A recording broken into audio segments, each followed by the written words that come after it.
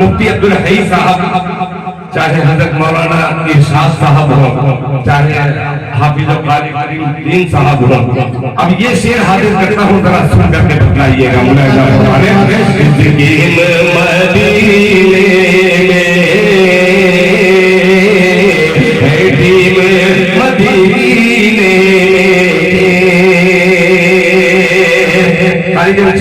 जवान साहब, आप हकीकत में शायरी के उस उसूल पर है, मैं पता नहीं कभी अरे अब वो शेर हाजिर करना हूँ, मोहब्बत से कह दे सुभान अल्लाह। मिस्कीन मदीने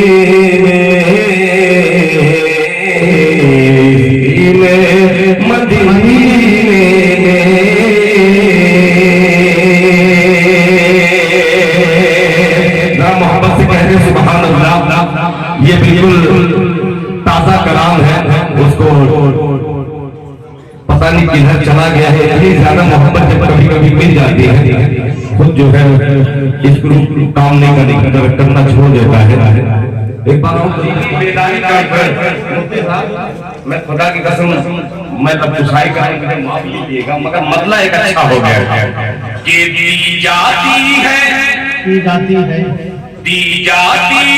मिल्लत की, है क्या बात है, तालीम मदीने में सुभान अल्लाह, दी जाती है